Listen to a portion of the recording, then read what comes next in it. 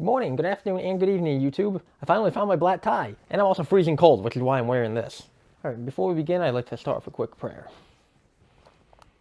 Father, I thank you for your ever-present mercy, and just keep us reminded that what we do for you is, it doesn't matter the scale of people that it reaches. It matters just us having the faith to do it, to follow your word. And the impact that has when you're in command of our lives is greater than anything we could ever imagine. So just keep us faithful. Just keep us on the right path and keep us attentive to your voice. I ask this in the name of Jesus Christ. Amen. All right, number 11.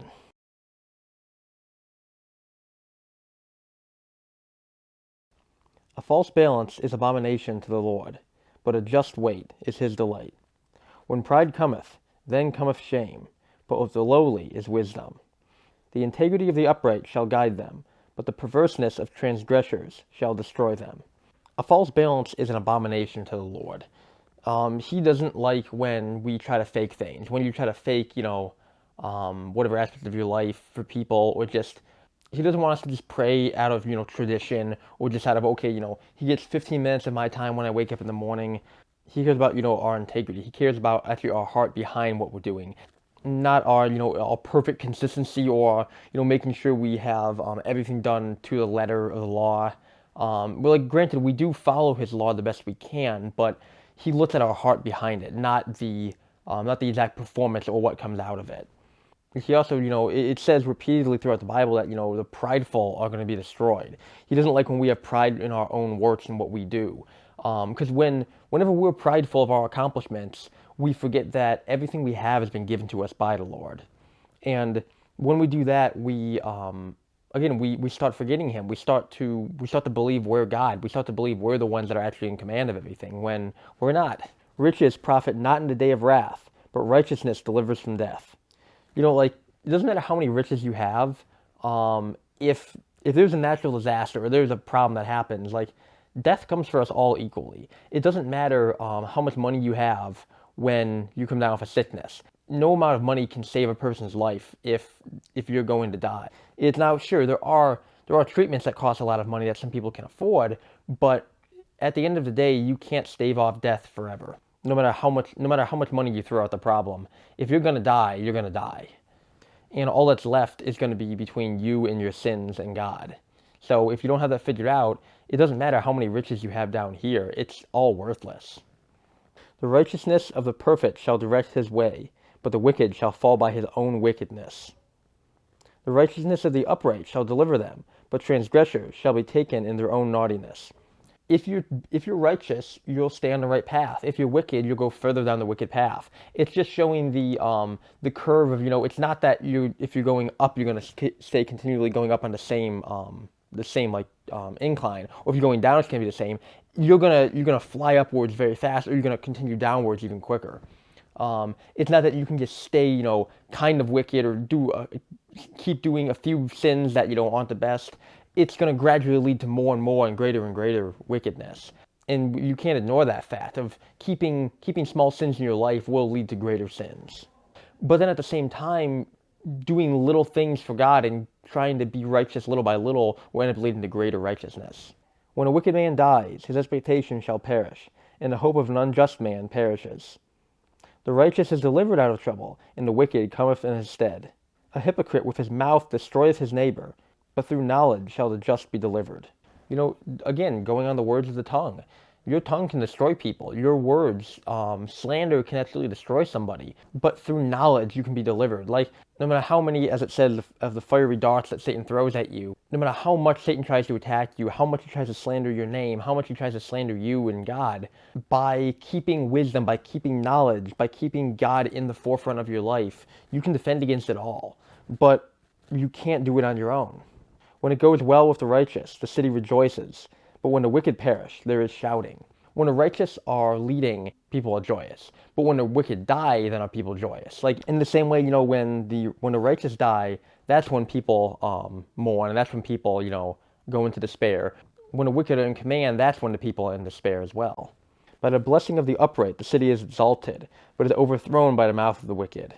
Good people bless the cities and bless the communities they're in, but it's very easy for wickedness to take hold and destroy everything that the just have created. Like, in a way, it can almost seem like wickedness has more power than holiness, just because little sins can tear down even the greatest monuments, and little sins can destroy even the greatest men. And you read the life of Solomon, where he was a great man, had great wisdom, yet because of the sexual sin and the sexual temptations in his life that he left uncontrolled, it destroyed his kingdom in the future. And there was nothing he could do about it, because he had let his desires get out of control. And because of that, God turned away his future blessings from him. He that is void of wisdom despises his neighbor, but a man of understanding holds his peace. Again, you don't always need to incite anger in somebody. Being quiet can do more sometimes than actually speaking your mind. A talebearer reveals secrets, but he that is of a faithful spirit conceals the matter. Like, wicked people they're going to tell everyone your secrets. Like, don't tell your secrets to people that you know are just going to spread them around. But if there is a righteous person, if there is a person of understanding, he will, and like of a faithful spirit, they're going to be the ones you can actually trust with important matters of your life, that you can trust with helping you with your problems, because they're not going to be telling anybody about it. Where no counsel is, the people fall, but in the multitude of counselors there is safety. When you're not held accountable for your actions, when there's no one that knows what you're doing, it's a lot easier to fall into sin and temptations. But when you have accountability, when you have people that can give you counsel, that's where you actually have safety in your life. And that's where I believe they said with places like Alcoholics Anonymous, they succeed so much because there's the accountability of people there. There's a community of people that actually help you. It's like you can't face problems alone. Now, there's going to be times in your life where you do face problems by yourself, but that's where you're never truly alone, because you do have Christ to go to. You have God that you can go to in any of those situations. And while you may not have a person at certain times in your life that you can confide in, God is always there to listen, and he will always be there to help you. This next one is one that is a bit difficult in the translation again. It says, "He that is surety for a stranger shall smart for it, and he that hateth suretship is sure." Now, again, some of the King James language can be a bit difficult, but how another translation puts it is, "Whoever puts up security for a stranger will surely suffer, but whosoever refuses to shake hands and pledge is safe." It's saying the same thing that was in, I can't remember which earlier proverb it was, where it's saying, if you pledge if you pledge money, or if you pledge goods for a stranger, you're not going to be safe anymore. Like, stay away from pledging your own reputation on a complete stranger, because there's no safety there. You don't want to bet anything on someone that you don't even know. You don't want to loan people money, then have them be required to pay you back. It's not a good thing. It's not a smart thing to do, to depend on someone else. A gracious woman retaineth honor, and strong men retaineth riches. Saying, the gracious woman will retain honor. She won't go around, as it describes, wickedness earlier on, just, flaunting her body. She won't go around dressed as a harlot, dressed as a whore. She won't act in wicked ways like that. In the same way, a man will be smart with what he has. A man will be intelligent with what he's been given by God, with the riches he does have. He won't, just be spending them frivolously everywhere. The merciful man doeth good to his own soul, and he that is cruel troubleth his own flesh. And, being merciful towards other people is being kind to your own soul. But if you're cruel, it's just going to come back and hurt you in the long run. And not even in the long run, it hurts you immediately when you're cruel to people. It destroys your spirit, it destroys your soul when you're so cruel to another human. The wicked worketh a deceitful work, but to him that soweth righteousness shall be of a sure reward. The righteous shall tend to life, and he that pursueth evil pursueth it to his own death. Following evil will lead to death. It's repeated ad nauseum in here again and again. They that are of a forward heart are abomination to the Lord, but such as are upright in their ways are his delight. Again, God as a father delights when we do the right things. God delights in seeing us try to be wise about our actions, about the way we spend our money, the way we spend our time, the way we love people. God delights in seeing that in us. God isn't some alienated God from humanity. He came down in flesh to become part of us. Like, nothing that people have created has ever come close to the God of the Bible, has ever come close to Jesus Christ. Though hand join in hand, the wicked shall not be unpunished, but the seed of the righteous shall be delivered. Even though it seems like when wicked people are united together that they can't be stopped, they're going to be destroyed. And it's saying, the seed of the righteous is delivered. The generations to come will be delivered from whatever evil is currently going on in the world. And even though it may seem impossible, God works in impossible ways. So it's just to never give up the faith that God has the last say-so in any situation. As a jewel of gold in a swine's snout, so is a fair woman which is without discretion. It's a very cruel way to put it, but like it says, a jewel in a swine's snout. That's how a woman is when she's just so frivolous with the way she dresses, the way she acts, just with how she conducts herself. There's so much wickedness in the way women will just obscenely display their bodies out in front of it for everybody to see. And they'll do it in such a sexual way that it just becomes disgusting. And it's just saying here, it's no different than just jewel in a swine's snout. It seems like something precious, but it's horrible. It's not even, there's nothing good about it. There's nothing even pleasant about it. The second you take a step back and actually look at the person's spirit, it's just like looking at a swine's snout. It's disgusting. There's absolutely no substance to the person. There's nothing there. There is that scattereth, and yet increases. And there is that withholdeth more than is meet, but has tended to poverty.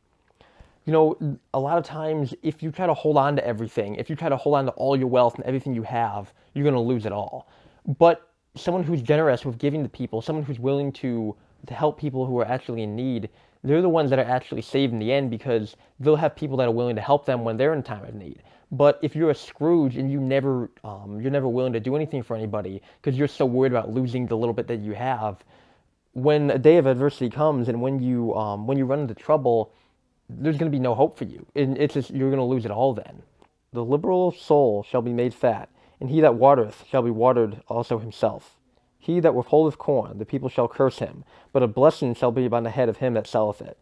Again, repeating that same thing I just said. He that diligently seeketh the good procureth favor, but he that seeketh mischief, it shall come unto him.